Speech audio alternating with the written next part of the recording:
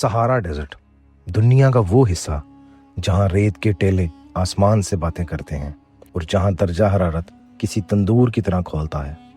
यहाँ की खामोशी में मौत का पहरा होता है।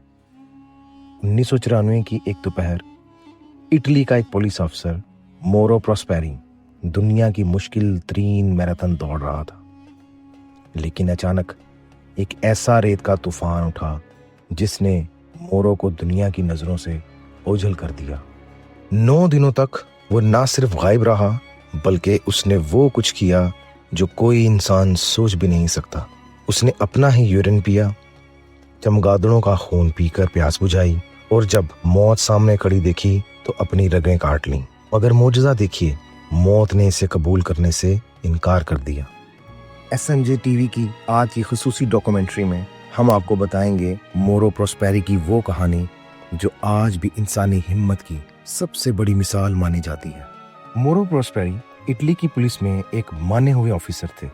वो आम इंसान तो थे ही नहीं बल्कि पेंटाथलॉन के माहिर खिलाड़ी थे। नाजरीन, पेंटाथलॉन एक ऐसा खेल है जिसमें तलवारबाजी, घुड़सवारी, तैराकी और शूटिंग जैसी सख्त महारतें शामिल होती हैं।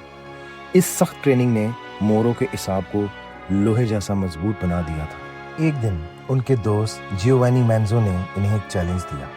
वो चैलेंज था मैराथन डिसेबल्स यानी रेत की मैराथन। ये रेस मराकश यानी मोरक्को के तपते हुए सहरा में 251 किलोमीटर तवील थी। यहाँ रनर्स को अपना सारा सामान, खाना और दवाएं खुद अपने बैकपैक में उठाकर भागना होता था। इंतजामिया सिर्फ पानी फ्राहम करती थी। मोरो ने अपनी अहलिया की मुखालफत के बावजूद इस रेस में हिस्सा लेने का फैसला किया और रोजाना 40 किलोमीटर दौड़ने की ट्रेनिंग शुरू कर दी। ये एक बहुत बड़ा चैलेंज था।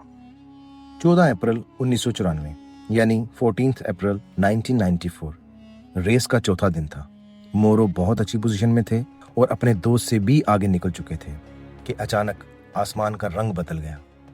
सहारा डेजर्ट की तंदो तेज हवाएं एक खौफनाक रेत के तूफान में बदल गईं। रेत इतनी बारीक और तेज थी कि वो मोरो की आंखों और फेफड़ों में घुस रही थी। मोरो ने हिम्मत नहीं हारी। उन्होंने सोचा कि अगर वो रुक गए तो रेत इन्हें जिंदा दफन कर देगी। वो 8 घंटों तक इस तूफान में भागते रहे, यहां तक कि रात हो गई। जब सुबह हुई और रेत थमी तो मोरो के पैरों तले से जमीन निकल गई। वो अब रेस के ट्रैक पर नहीं थे बल्कि सहारा के इस हिस्से में आ गए थे जहां दूर दूर तक जिंदगी का कोई निशान न था। इनके पास मौजूद नक्शा और कंपास काम नहीं कर रहे थे क्योंकि तूफान ने सब कुछ बदल दिया था। पहले 2 दिन मोरो ने हिम्मत दिखाई। इनके पास बचा हुआ पानी खत्म हो चुका था। प्यास की शिद्दत इतनी थी कि इनकी जुबान सूजकर तालू से चिपक गई। यहाँ मोरो ने वो फैसला किया जो सिर्फ एक मरता हुआ इंसान ही कर सकता है। उन्होंने अपनी प्यास बुझाने के लिए अपना ही यूरिन रिसाइकिल करके पीना शुरू कर दिया।